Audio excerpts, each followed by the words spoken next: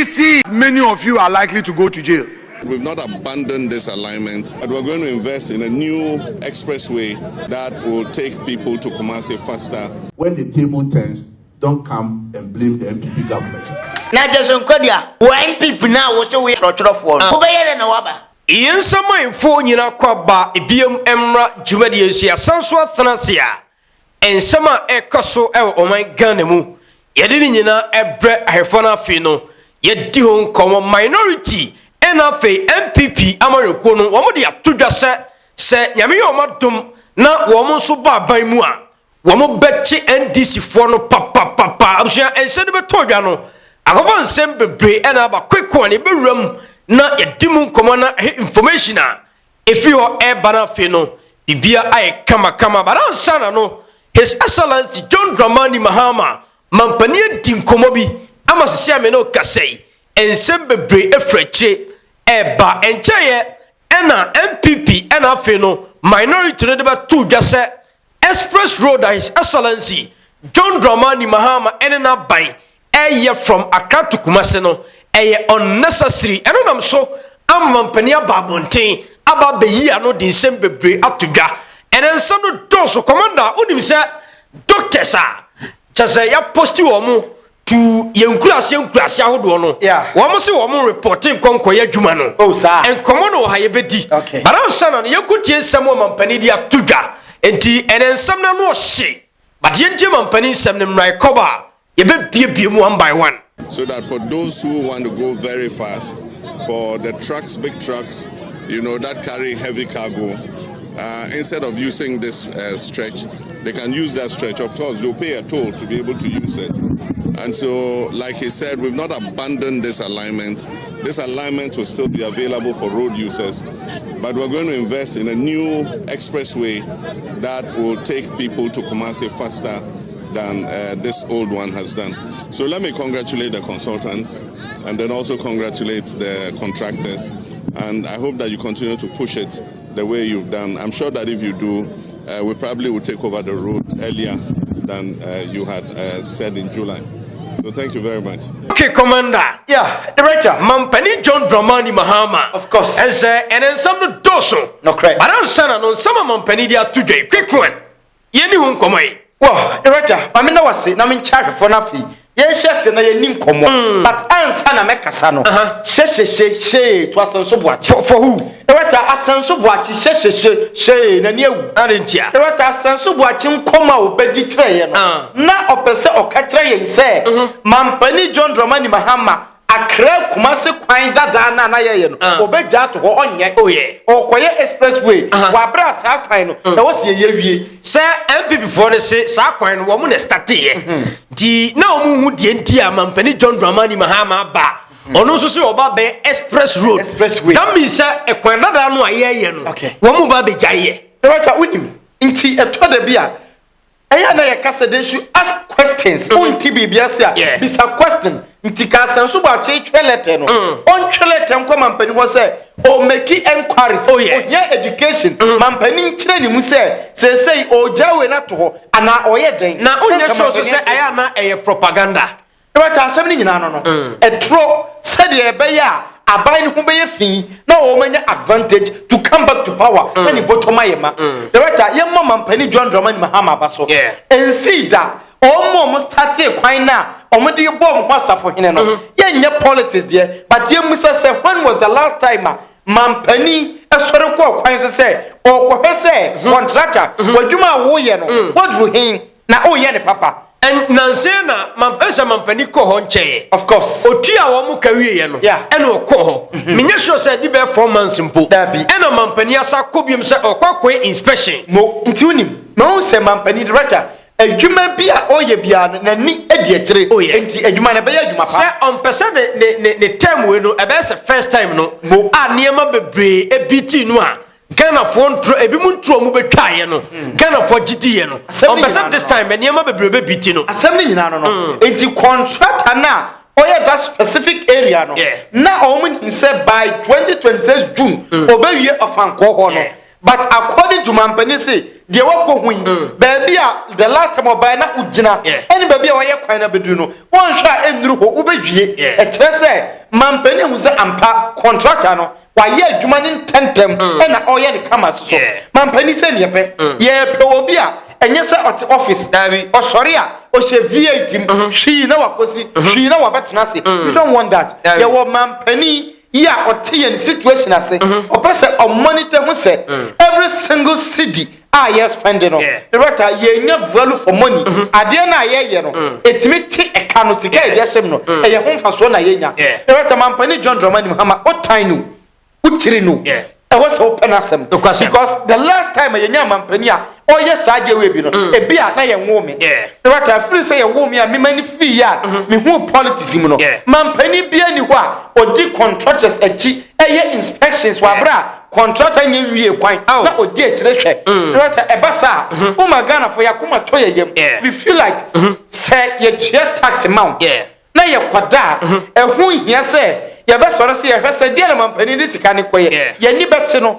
na odi aye major important projects ya ye hia mampani John Dramani Muhammad right emnei say or twice say ya sorry to say corruption esobete sika ye de ma contractors ya omun koye adwuma omun fanya adwuma na ministers ne contractors ache sika na di na kwan na tutunu e bi nsi biem ye mo mampani abaso bayade quick one yen kwan ne story so medical kasa enensem no doso na emu odanso so but then enche ye be to dwa se doctors ahodo a che se wo ma wie school no ya posti wo mu nyina na wo mo ya posti wo mu e wo Greater Accra and Afenyo Ashanti region there do na report it but then region bit say upper east upper west northern region and Afenyo other regions I mean for the same class wo mu no doctors nem pese one be report akwakoye djuma it a quick one commander young ransom nim but I say e be ransom nim no we dey ense okopiem ewo ahaf regional 21 doctors na chese ya posti wo mu ewo ho nipa 8 pe na etimi a report na se aka nipa 13 a wo mu ntimi report ye afa so no Ashanti region doctors 33 25 na report bono enso so doctors 29 11 na etimi a report bono east 27 9 pe na etimi a report Central region so ye doctors 34 20 and a timia report ti omode no so kakra and afi Eastern region so doctors 36 23 and a report Greater Accra doctors 20 16 and a report na se ehode aka nipa 4 pe aka doctors 4 ti ehoye Northern region so doctors 32 doctors 7 and a timia report Northern East 19 doctors Dr. Bia entimi report here ti omo de 19 doctors ya posti wo mu ho no obi anyankoye afi oti region 21 doctors Dr. Baako pe na watimi a report afi Savannah region 19 doctors 7 doctors na atimi a report afi Upper East region 35 doctors Dr. Bia entimi report here obi ankoye Upper West 32 doctors Dr. Bia entimi konkopie mu onti both Upper East and Upper West nyina no doctors aya posti wo mo ho no obi entimi nkoye Volta region 32 doctors 15 doctors and entimi a report ewo ho and Afenyo Western region so 37 doctors 14 doctors and entimi a report Western North and so 31 doctors 2 pe and entimi akọ enti ense uhwemu a Ashanti region and Afenyo Greater Accra region and then say doctors no do na no atimi a report ti Ashanti region percentage no 76% and atimi a report and Afenyo Greater Accra 80% other regions now form commander quick one me jamu ma yeni hu nkomo wow the writer very unfortunate na asem no the writer to the extent say enipa sebi oma dwe ye adwuma na oma gintete omanya omine so mfaso ye di taxpayers money see institutions etue teachers ka ama o makwaji nimdia they have to give back to taxpayers almost said that they will not give back amunko they better win the bia ye tena say edin komo we say Ghanaian youth omo ye nkrofo bia oji wo mu dia enye ye the bia obesu say adwuma ni ho man adwuma obe complaining ebiniye erata endei obehu teachers demonstration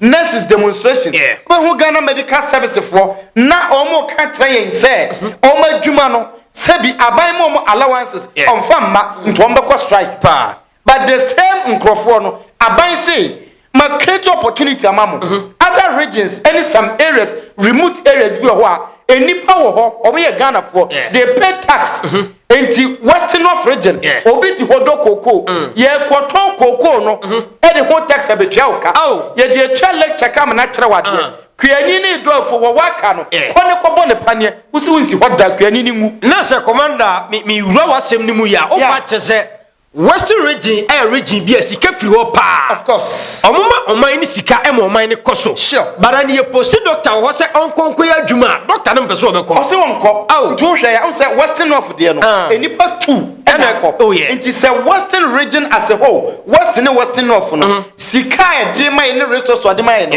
greater Accra no cannot give it to us but e she wutirimu say western and western of Ayakurase upper east northern region oti no ahamo Ayakurase half region Kasape Ayakurase enti wonko ho but at the end of the day Accra yentwa timba ho Accra yentu oil ho ena yemfa gold and diamond ne boxer ho emposa yefa ho a other regions no so nipa na wo ho no they pay tax omo tax ni bi eni edisi school dan na wotena mu no the rata omo tax ni bi na editua teachers na akere wade ne ka enti wontimi nka nkere say wo na wode wo ho ena wo say ahade me nko yen ne yede ho eni etua tax eni yesi school dan ne yede ahwe wo ena watimi anya education wo eni yesi kwa hane kwa boa hafo said ye be omo so level no ebeba soro enei regions na we kwa no nyese omo konko boa wo no mu nya yaresa assembly nyina is simple very simple because these are regions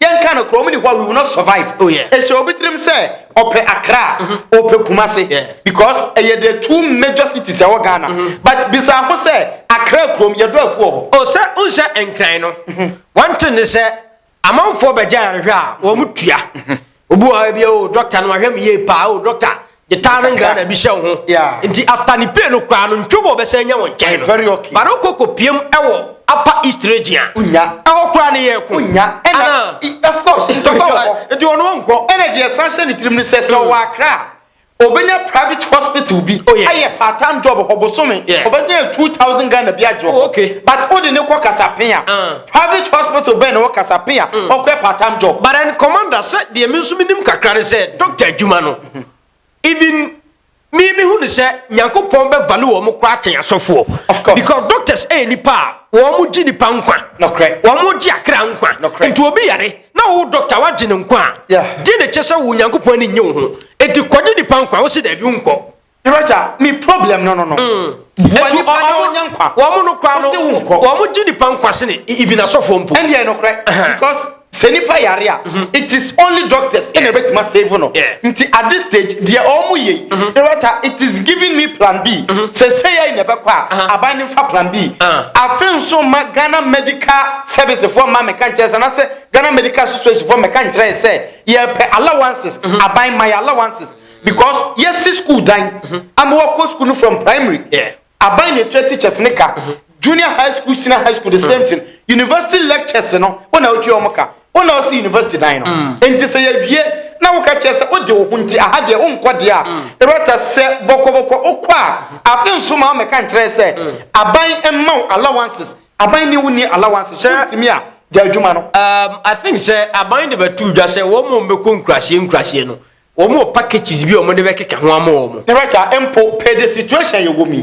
say me ma dwemu a minister no ene mampanin kasa allowances be any was medical obia ho the rata na bi but krase for no so tax onye sure so say bia e o say take be 1 minute bi na ye tie doctors no ye hudi o mo penal fe o man no ye tie ni ma de o pen say o wa Accra na wo Kumasi a sikani ba ma ne hwe na sikani be ma ni ntwobo say de o kai no o pon a obenya private hospital akwa part-time job ho na waji extra money but say odi ni kopiem obumpurugu odi ni kopiem ewo tona solar caliber kasapin wa nyame ani a ehonom de ontimi enkonkoje sebi yeni no oni bi obakra ni sika nso ena waka say obecha obi ehonso private hospital bi ani ho ena wakwakoye part-time job ho enu nti no mo mpeso mo boko but I will urge the minister say the right yentutu yani say yebenya other countries ya omo doctors ya yani omo kasa omo form doctors ni my na yen forget we mo obenya adwuma ba bia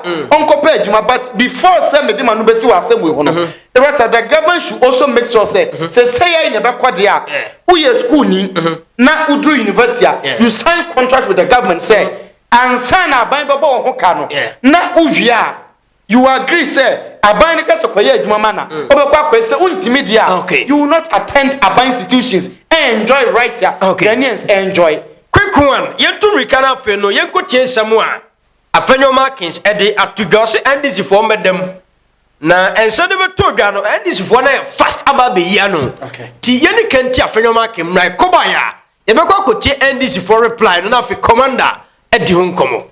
If you look at this 2026 budget, compare the content to the very budget they criticized, 2024 budget, you realize that some phrases, some paragraphs were just lifted. We pointed it out to them. They will not even take their time to read the entire budget to correct it. Pages 75 and 76. Those pages are there. Mr. Speaker, if you look at the money that has been allocated to the presidency, the money, compensation alone, Mr. Speaker, is more than what is being given to a whole ministry. What a reset government. And this is a reset government that is talking about due process. They say, as for them, their governance will be pepe, everything will be pepe. Down NPP. Mr. Speaker, if you look at table 3, there is a huge scandal at table 3, paragraph page 6, table 3, a huge scandal. I don't know whether they themselves have reported this to the OSP. Mr. Speaker, I don't know. Look at table 3, capital expenditure. Do you have the report? You're asking for page 1. Do you have the report? Do you have the report? Honorable, do you? You have the report? Pardon? You have the report? Okay. If you have the report, go with me to page 6, table 3. I want the chief whip for the majority side to finish reading the page. Is he there? Okay. Now, Mr. Speaker, capital expenditure 2025 appropriation, what we approved in this house, 83 million. Releases 92 million. Somebody must go to jail. Then when you come and see actual expenditure, 92 million, variance, negative 9.4. Somebody must account for this 9.4 million. And this is not my report. This is not my report. And you are saying that releases are in excess of 111%. How can you spend what has not been approved by Parliament? Please. Mr. Speaker, they cannot tell us that we approved expenditure item. There's expenditure line. Look at the line item, Mr. Speaker. Is the reason why we have compensation of employees, we have goods and services, and we have capital expenditure. Don't tell me that you are putting all the figures together to confuse me. In the list, I understand these numbers. I've been here for 4 terms. Mr. Speaker, capital expenditure, what Parliament approved as a line item expenditure, capital expenditure, 83 million. If you look at the actual releases, they have spent beyond the amount that this House approved. We are not interested in total envelope. The auditor is interested in the line item. Yeah, line by line. Mr. Speaker, has anybody been sent to the OSP? They came here to talk about the PFM Act. Mr. Speaker, it is clear that many of you are likely to go to jail. From what I am seeing, Mr. Speaker, just year one alone, only yesterday, you were on us. The slightest mistake, you'll be inviting NPP appointees to go to OSP, to go to NIB. Mr. Speaker, look at the line item. The excess of 9.4 million. Who authorized this to be released? Who authorized it? It was never brought to Parliament for variation. Mr. Speaker, if it were to be NPP administration, we know what our friends will do. Mr. Speaker, we know in this country the slightest error, how our friends have reacted to same. Just first year, one line item, what Parliament has not approved, your own records. I don't want any of you to say Afenyo Markin said something. This is not me saying. This is you. A report signed by Honorable Isaac Ajay Mensah, chairperson of the committee. He is a member of the NDC caucus in Parliament.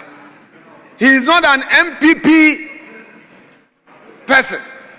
Mr. Ajay Mensah himself admits by signing this report that there is some chop that has gone on.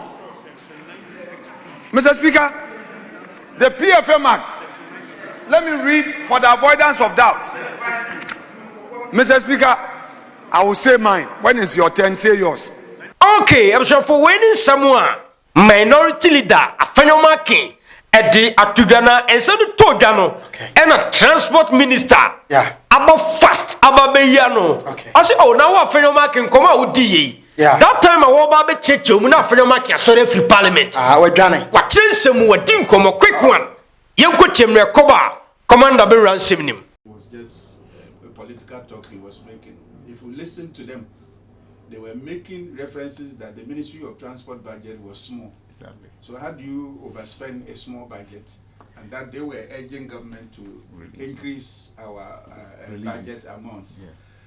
The issues he raised had to do with what was appropriated for the internally generated funds. Okay. Now, we didn't overspend our internally generated funds. What happened was that the Ghana Maritime Authority in 2021-2022 contracted some loans from EcoBank and other financial institutions. But it wasn't catered for, the repayment wasn't catered for in the budget.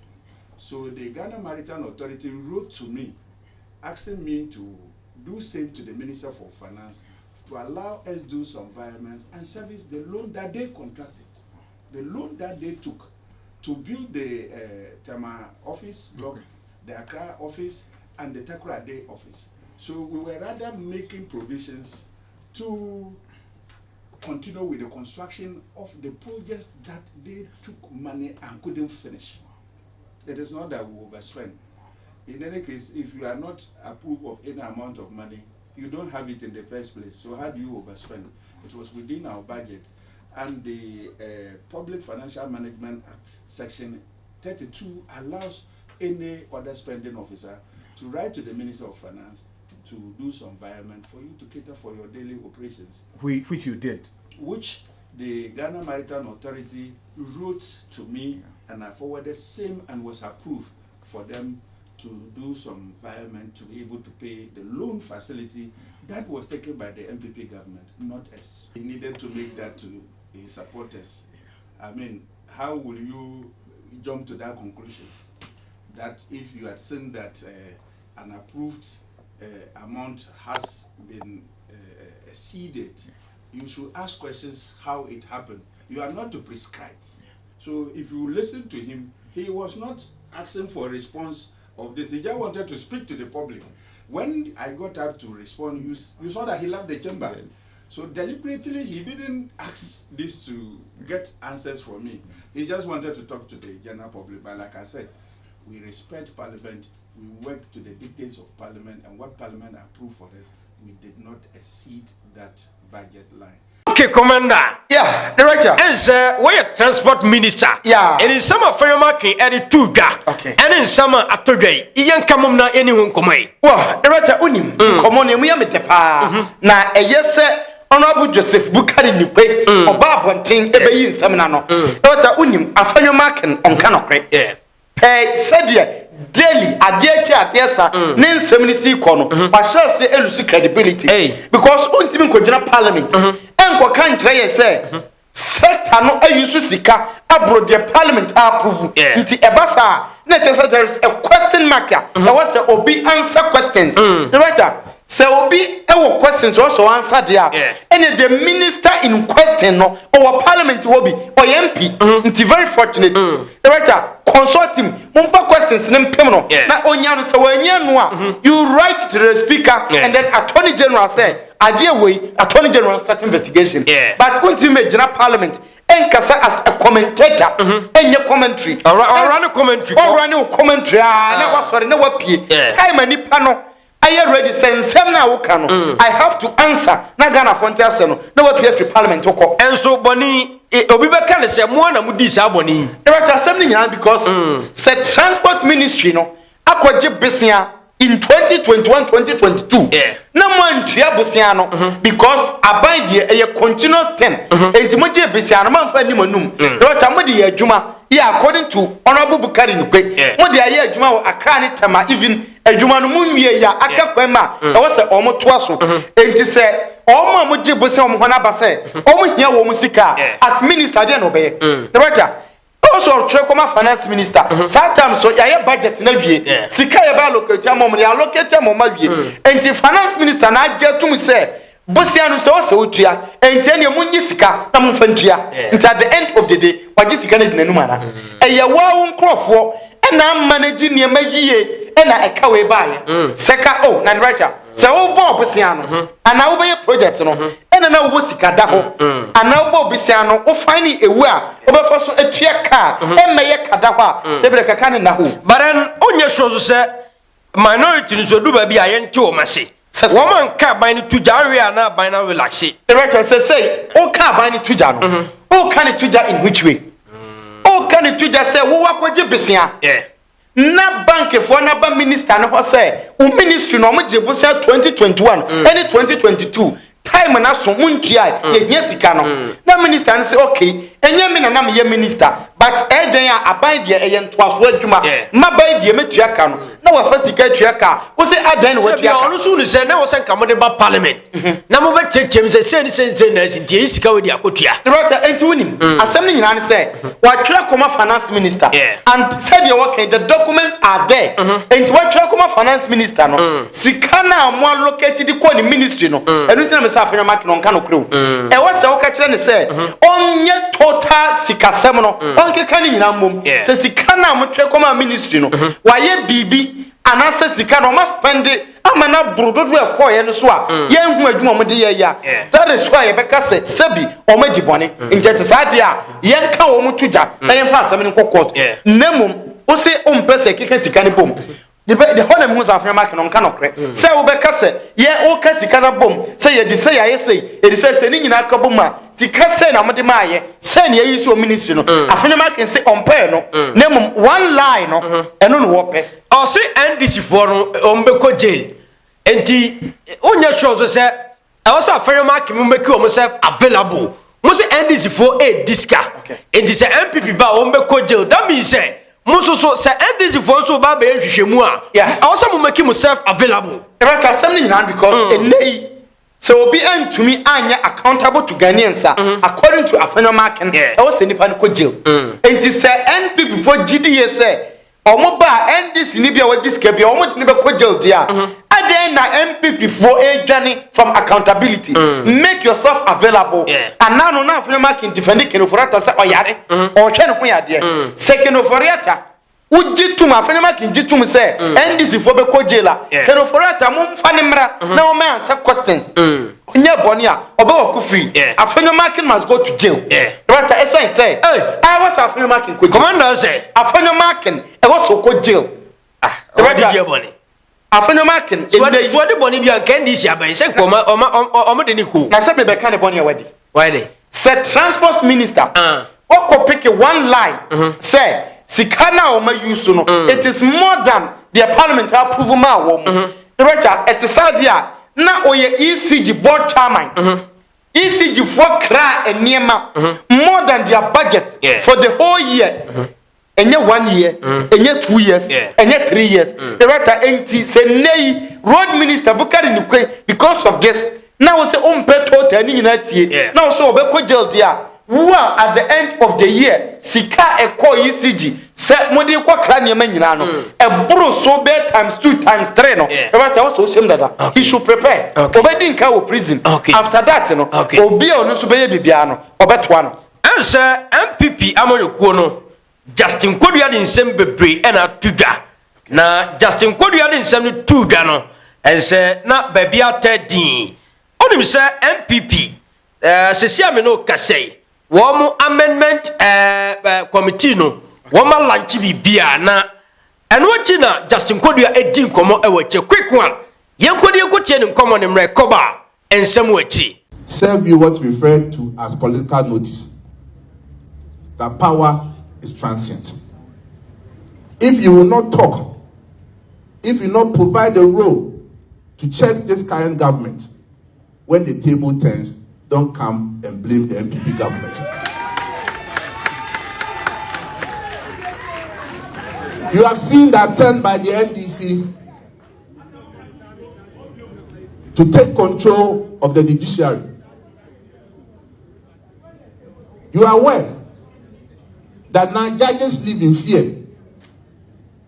And sometimes, in panic and in fear, they give certain judgments which beats our mind imagination. It is time for you to speak. But as I said, we are not here to empathize with us. We don't need you to side with us. But be on the side of truth. Be bold and speak the truth, because power is transient. Okay, Commander. Yeah, director. Justin Kodua. Also say ankasa. Yeah. Na NPP ba. No mo bechichi NDC for na se bia no kasa. Edia Na but then this time NDC for chichi NPP for no. Yeah. See eta NDC for echi so mo nche omo. Of course. It is NPP ba. Obisi NPP no kwa no obeba be. NPP ba na say wo mo chi NDC for ma diska. Okay. You support you omo. Of course. Director no there. Yeah. Sebi oko trenko wi moko e ma pointre ni meti hu ni suo Dabi wata enei baby a memiti se boko na obi kodi sika na the end of the day ye china me na me ba kosu sorry to say mabusuafo edi ye di komo no obokro no a ode ba me fie onfo ma me fie enti we will not support obi a oye krofo enti on tie se enei enye say yankasa yakasa but ye chiri kro no Ghana fo chiri enipa oye kromfo enti media wo Ghana so ye chiri obi a oye kromfo it's as simple as this right enkobo kro no okobo kro no ena ye ka kire wo say ye mpe kromfo wo ye busuam o say wasem ba ye yanka bia ma yanka de ma ye ka kire say ye mpe kromfo ofie okobo kro no ye de enti they should put it in mind say ye kasa media no be kasa ko pim ada wiase be say nemom abanya wo be ba wo ye kromfo mu wiawia oman niema sabi the media will not be in support of you yen nyina wachi nka bi ma no matter how the situation is nemom on tears yes say wo ba na wo ye wadwuma kama we will support you enei NDC aban no obi adweye no say media ni nyina akogina NDC fo achi enye sa na tie o even media o mpe NDC asem no say we hwa o ntimi mo NDC achi but etoda no the propaganda ba ku bi aba be fam ni nyina ne say o nkobo kro no opa ma de nchi na NDC fo mo kro no said NPP for ball kro no eba sa the right all media houses will start attacking NDC Justin Kwadu am function itrim obi antan wo mo but aside that man who say all kasar kakra bia no dey for judicial service kakra bia no dey for judicial service this is the same judicial service ya na e wo in change here judge so mo Ghana wo man no ho nipa ba ko pe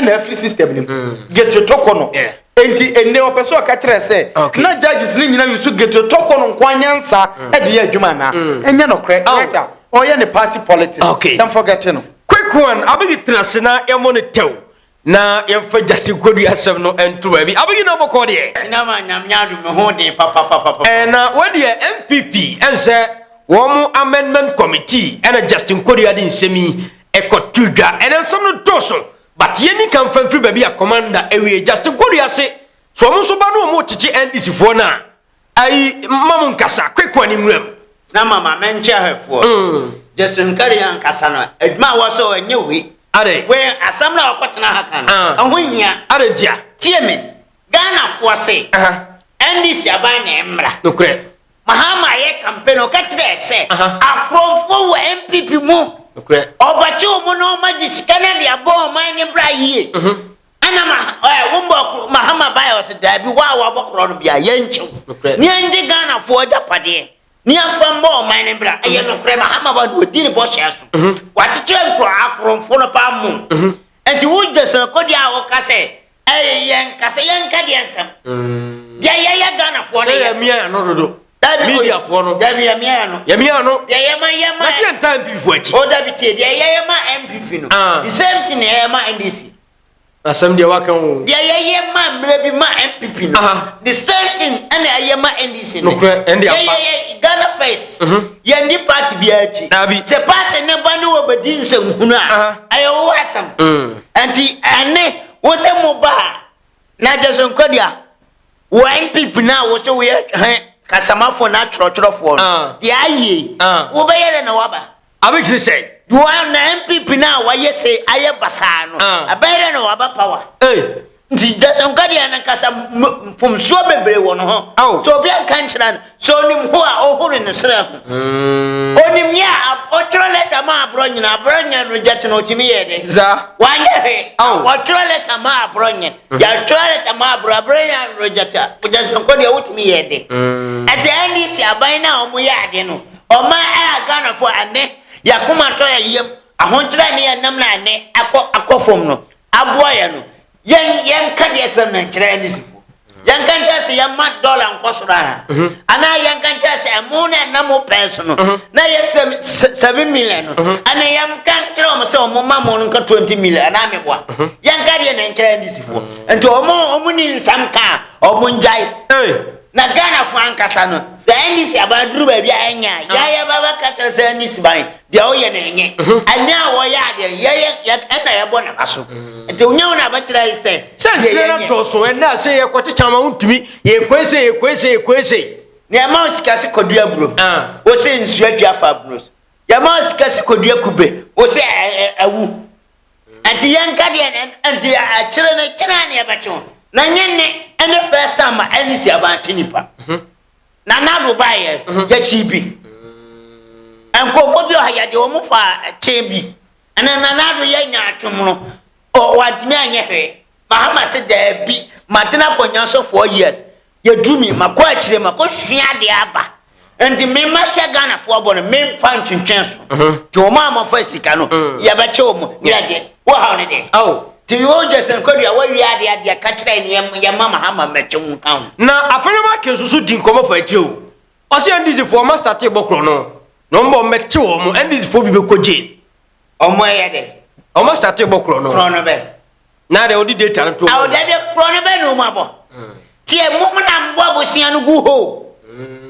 Mo ha nyina mo na mbo abusia egu ho. Ana NDC ababa no se metuatua saka no. Afeni ma che epese otim futuro egu o man Ghana fo nyina anim. Hwe ane titi politics no me se de bia me ka atwam.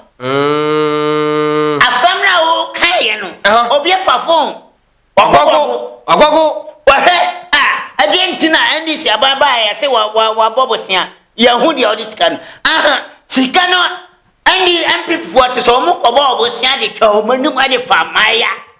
Ade to akas kasiye o mantua and NDC ababa on pese o ye de o man na ba kokoto. Ye kotua sa sika no. Ade amanti sika na nka wo se ye de adwuma foforo no. Ye duatua mo sika na mo da wie akokɔ ne mponte sere no. Na ye duatua. And you ka cheze ya cha minim dia wo pa kire onto no onim dia oye omo batena sa ese wi a mo wi na ese fo mu tirim nto omba batena se hunu kwa na mbeka na aban na bobosia no de aye adwuma na wo refi se dollar adwane aban the same aban na ma dollar bafom wo refi se na mo bo de aban ne bebre wo ha wo afeni match na wo NPP wo de dado ane hwene ma ekoso wo man asumdwe ne menema bi enti ye de yamfam de mba ye ho me se mo pa mun kan du Ghana fo asem nkan tram se ye nse hunu na muka munim ya ka mo peso ka mo ye mane borso enti o munim nya enti o mun kama no ntu na de onim ya no onye na John Dramani Mahama so ensawm to Fanko Road no visit no de atodwa se express road na wo mo ye no ai usam before no ka se mampani peso o jai road na wo mo ye dada no no quest mampani so obeye ni nyina kwekwa ni nwam sinama onim de nta as mabaje me say se me na ma me de Ghana card ya kasa pre yan goto aba matwa Mahama abigi se men se me de Ghana card nam ya bo pre yan goto aba ba me de ba to Mahama onim papa ni bo she o she nyina no as we yes serious mi hu man pe no yes ada aduma contract o de ama odi akire o hese e koso a on person ko fobi abedi sika no no mo da twa o ya sabra enko onori di ne ebebo hwe dia what you people for fell aye ya france Asante Regional Rose Minister aye Asante watching was it Asante do onye Asante Regional Road Minister former